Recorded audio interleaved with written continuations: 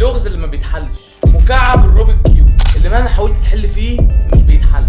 اصغر روبيك كيوب، اكبر روبيك كيوب، تشوف مكعب بسيط بعدين تشوف مكعب كبير شويه وتتخض، انت اصلا مش عارف تحل المكعب الصغير، بعدها تشوف مكعب عملاق وانت عينك احيان مش عارف تحل المكعب الصغير. ده اللي حصل معايا، انا حسيت ان انا ضعيف قدام مكعب الروبيك، حسيت ان انا ضعيف قدام المكعب ده الصغير السفروت ده، والحكايه كبرت لما شفت مكعب اكبر، ازاي تنقل القطعه من مكانها لمكان تاني، وايه اللخبطه اللي بتحصل دي، يعني فعلا مكعب صعب جدا. فانا قررت احل مكعب الروبيك في اقل من اسبوع، وفي الفيديو ده هشارككم حكايتي مع الروبيك كيوب، وازاي حليته، وايه المشاكل اللي واجهتني، وايه المشاكل اللي فيه، وازاي تتعلمه انت بنفسك، وايه انواعه، كل ده هنعرفه واكتر من كده كمان. فلو انت بتحب العاب الذكاء والالغاز والالعاب اللي هي بتلف في دماغك دي، فالفيديو ده اكيد ليك.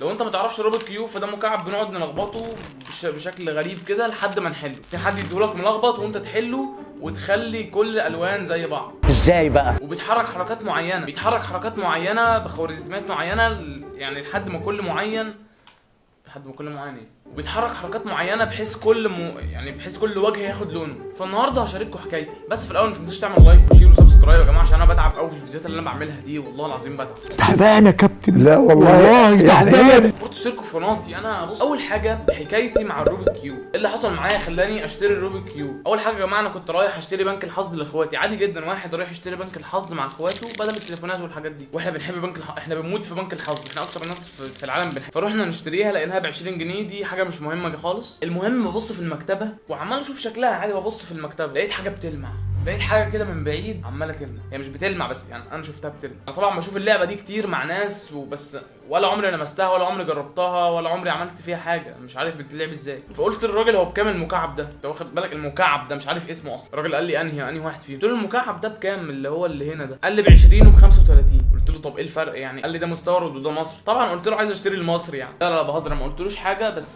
بس انا كنت ناوي اشتريه، بس حسيت ان انا ايه، بضيع الفلوس في اي هبل ومش هلعب بيه في الاخر بعد ما اشتريه، برضه بعد ما اعمل كل ده مش هلعب بيه في الاخر المكعب يعني. قلت له ماشي حضرتك هشوف وكده، وانا فعلا كنت بفكر ممكن اشتريه. فبعدها رجعت البيت، قعدت اسبوع وبيجي على دماغي كده ساعات مكعب الروبيك، فقعدت افكر فخلاص بقى. وكمان كان في واحد صاحبي كان معاه مكعب روبيك، لقيته بيحله بسرعه ما شاء الله، هو اسمه انس، بس لقيته بيحله بسرعه قوي يعني، بيعرف يحله وماهر فيه، فلقيته ما شاء الله بيحل المكعب بسرعه، فقلت انا لازم اشتريه. فقعدت افكر قلت انا لازم اشتريه واحله بسرعه. عجبتني الحركات اللي بيعملوها، بس عجبني اكتر المكعب، فكره المكعب ذات نفسها. فرحت مكتبه تانية غير المكتبه اللي انا سالت فيها في الاول، فقلت للست اللي بتبيع في مكعب اللي بيتلف ده، المكعب اللي هو بيتلف. قالت لي الروبيك؟ قلت لها ايوه هو ده بكام؟ قالت لي ب 35 جنيه. هو ده اللي انا اشتريته منه. قلت لها ده مستورد؟ قالت لي طبعا مستورد. للاسف اشتريت مستورد لان المصري كان اجمد من المستورد الصراحه، سلس كده وخفيف، ويعني المكعب المصري للاسف جميل جدا، انا اصلا شاك ان ده مصري. ارتاح ولا المهم فاشتريته ورجعت البيت، كنت اصلا مشتريه لاختي وليا برضه نلعب بيه. المهم لخبطته وحاولت احله ما عرفتش، مش عارف احله، كل ما اجي احله مش عارف احله، ايه المشكله؟ مش عارف احله برضه، كل ما الف حته في المكعب حته ثانيه تبوظ. ففي الحاله دي قلت اسال عمنا اليوتيوب شوف هيقول لنا ايه في الموضوع ده. وهنا تيجي نقطه مهمه جدا، انا دورت على اليوتيوب كتير جدا يعني تقريبا يومين، وكل ده حاولت بس ما عرفتش. هتقول الكلب ده، لان المحتوى العربي الحقيقه يعني ما فيهوش ناس كتير بتعلم روبيك كيوب. انا كان في مشكله عندي في الكمبيوتر، دخلت الحمد لله على المحتوى العربي، بص شفت الفيديو 10 دقايق ما المشكله ما اتحلتش، الله اعلم بظروف الناس. بس الفكره ان ما فيش ناس كتير بتطلع على اليوتيوب العربي وتقول حاجات. دخلت على اليوتيوب الاجنبي، هوب فيديو دقيقه، واحد هندي ولا امريكي، بوم بوم بوم بوم خلاص. لا ده واجبنا استغفر الله، لا ما تحرجنيش اكتر من كده يا علاء. طبعا اليوتيوب العربي في ناس كتير بتعرف تعمل كده، بس مش كلهم بيفتحوا قنوات يوتيوب ويتكلموا في ناقصين لمخه في الكلام. بس وانا بدور في المحتوى العربي لقيت احسن واحد بيعلم روبيك كيوب، لقيت قناه جميله جدا، شرح مبسط، الناس اللي فيها ظراف جدا، واسمها كريم زين. بهزر طبعا، هو اويس روبكس، قناه اسمها اويس روبكس، يا رب اكون نطقت الاسم صح عشان انا مش متعود على الاسم ده. انا اول ما اتفرجت طبعا ما فهمتش اي حاجه لان كله مبني على بعضه، فانا كنت بفوت شويه حاجات من غير ما اقصد، فما كنت بلاقي المكعب اتلخبط مني، فقفلت الكورس من غبائي كده. بعدين شفته تاني قلت يا انت يا روبيك كيوب، انا يا انت. وفعلا في 3 ايام بس كنت حلل الروبيك كيوب، كل يوم تلت ساعه او نص ساعه، خلاص حليت الروبيك كيوب. وشكر كبير جدا لقناه اويس روبيك. وهنا في حاجه مهمه يا جماعه، انا حليته وكنت فاكر ان الرحله خلصت، بس في الواقع اصلا الرحله بدات من ساعه ما انا حليته. كل ما احله معرفش يعني كل شويه انسى حاجه. هو عباره عن خوارزميات بتعملها في حالات معينه كده تخليك تحل المكعب. كل ما اشوف خوارزميه انساها ومش عارف المشكله دي بتيجي منين. والمشكله هي ان انا ما طبقتش كتير على المكعب، يعني حليته مره واحده وفاكر ان انا هحله لوحدي تاني خلاص عادي. اتضح ان انا يعني احله وانسى، احله وانسى، ما اعرفش احله خلاص. يعني هي اول مره ما عرفتش احل تاني، بس دلوقتي الحمد لله انا حليت دلوقتي 42 مره وابتديت الحمد لله حلو. في الاول كنت كل ما انسى حاجه ارجع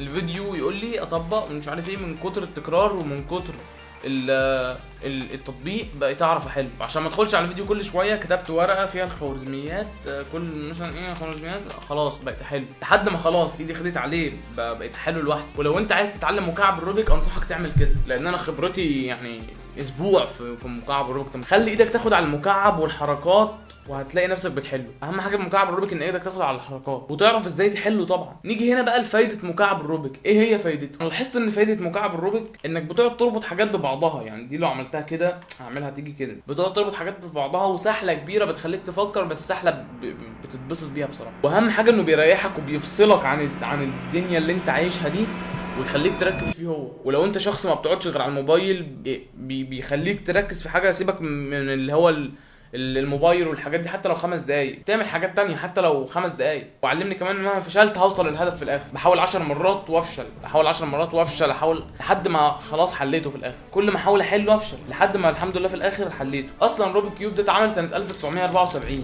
لما ايرن روبيك، وده استاذ من بودابست عاصمه المجر. بودابست يعني عاصمه المجر، عملوا كنوع من المساعده لطلابه انهم يفهموا المشاكل ثلاثيه الابعاد اللي بتقابلهم، لان هم كانوا مهندسين معماريين فكانوا لازم بيتعلموا حاجات كده في الهندسه. فهو كان عامله يساعدهم يفهموا الحاجات دي. وكان اسمه زمان المكعب السحري بس دلوقتي اسمه مكعب الروبيك. العجيبه دلوقتي ان الروبيك كيوب ليه انواع كتير جدا، زي الروبيك الهرمي والروبيك ال2 في 2 وال3 في 3 اللي هو معايا ده، وال4 في 4 وال5 في 5 وال19 في 19 وال35 في 35. انت متخيل يعني ايه 35 في 35؟ انواع روبيك كتير جدا. طبعا انت كل ما بتشوف شكل جديد بتتخض، بس اي حاجه في الدنيا ليها حل واشكال وحاجات غريبه. وطبعا ليه انواع وخامات. يعني الخامه اللي معايا دي مش سريعه قوي، يعني بص بتلاحظ انها بتعصلك معايا، بس انا بتعلم عليه ليه حاجات. والمكعب ده ليه تسطيبات، حاجه اسمها سيت اب، وتحط له لوب معين عشان يخليه مثلا الحركه بتاعته اسرع، يعني وتعرف تحله اسرع. بس انا بالمكعب البطيء اللي معايا ده، لان الخامات اللي معايا دي اكيد مش سريعه قوي، يعني هو شويه وهيبوظ، يعني شويه حلوين. بس تبدا بيها لو عايز تبدا، يعني ابدا